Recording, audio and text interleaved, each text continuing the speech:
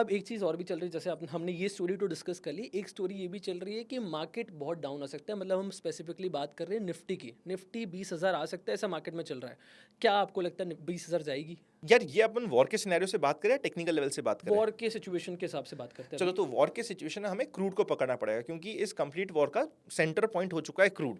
Israel ने अभी recently Iran पे वापस से अटैक किया, जो ईरान को पसंद नहीं आया। ईरान ने कहा कि अच्छा, तो हमारी ऑयल, हमारी सबसे बड़ी गैस फैसिलिटी, जो वर्ल्ड की भी सबसे बड़ी गैस फैसिलिटी, उस पर अटैक करोगे तो हम भी खुला खेलेंगे। हम सऊदी में भी जाएंगे, हम यूएई में भी जाएंगे, सब जगह तबाही मचाएंगे और फ्री हैंड खेलेंगे।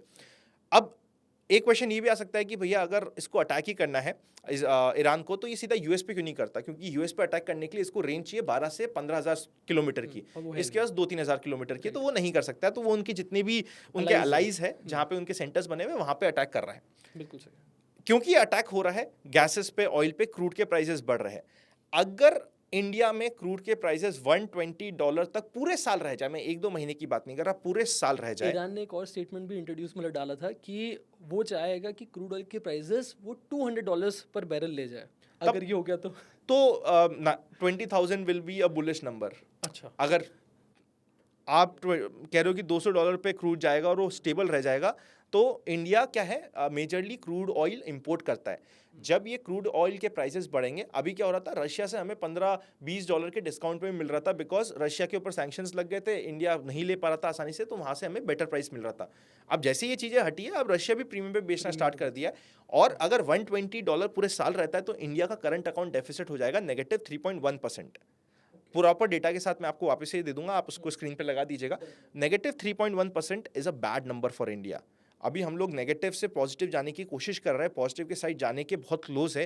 वापस हम लोग -3.1%, हो सकता है इंडिविजुअल लेवल पे हमें लगता है 3% ही तो क्या होगा, पर पूरा देश का करंट अकाउंट डेफिसिट हो जाएगा 3.1% से, अगर $120 पूरे साल मेंटेन होता है।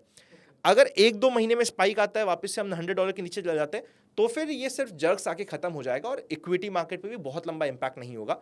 जो अभी तक हो रहा है वो आप बोल सकते हो कि हम एक्सट्रीम से ऑलमोस्ट 70-80% कवर कर चुके हैं, अगर क्रूड में और ज्यादा तबाही नहीं होती। पर जैसा आप कह रहे हो कि यार 120 तो छोड़ो, अपन 150 भी पहुंच सकते हैं, तो फिर वहां पे तबाही होनी स्टार्ट होगी और मार्केट्स भी वापस से अपने आप को डीरेट करेंगे, और ये सारे इंपैक्ट हमें दिखेगा रिजल्ट्स पे।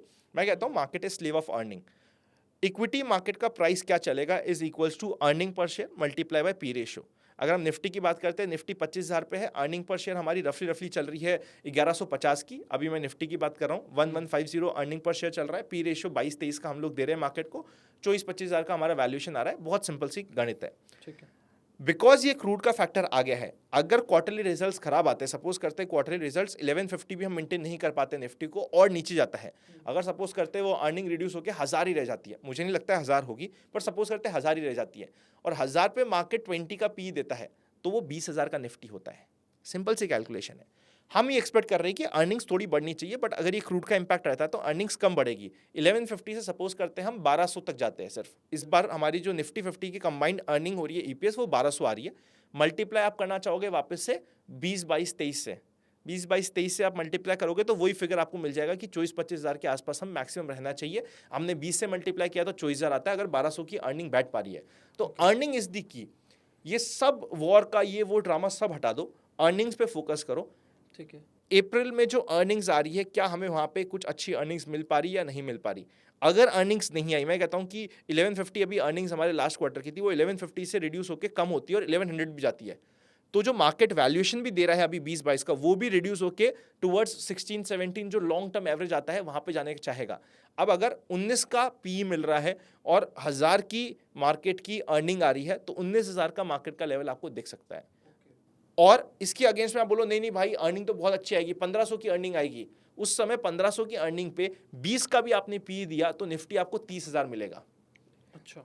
यहां से गोइंग फॉरवर्ड आपको सिर्फ मार्केट की अर्निंग्स पे फोकस करना है कि क्या अर्निंग्स पे इंपैक्ट आ रहा है, नहीं आ रहा है, कितना आ रहा है। मार्केट की डी रेटिंग रेटिंग सब अर्निंग्स पे डिपेंड करेगी। बहुत सिंपल सी काम बोल दिया। अब 20,000 होगा या 25,000 होगा, ये आपको नेक्स्ट अप्रैल के 15 तारीख तक मेजॉरिटी लोगों को आइडिया लग जाएगा कि हम कौन से साइड में जा रहे हैं। अभी प्रेजेंट अर्निंग से अगर हल्का सा भी कम हुआ तो मार्केट ने जो वैल्यूएशन दे रखी है वो भी कम होगी। अगर प्रेजेंट अर्निंग से हल्का फुल्का ऊपर गया तो जो मार्केट ने वैल्यूएशन दे रखी है वो वहीं पे रहेगा, आपका फिगर आ जाएगा। अगर प्रेजेंट अर्निंग से हम लोग पूरा मार्केट एक्सपेक्ट कर रहा है 1200-1215 तक, अगर ये 1215 को क्रॉस करके बेटर दिखा देता है, सपोज करते हैं 1300 दिखा देता है, तो मार्केट जो अभी 20 का पी दिखा रहा है, मार्केट भी 20 का पी नहीं, वहां पे 24-23 का भी पी वापस से दिखाने लग जाएगा और आपकी वापस से मार्केट जो न्यू हाई 28,000 29,000 की बातें हो रही है वो रीजनेबल लगने लग जाएगी।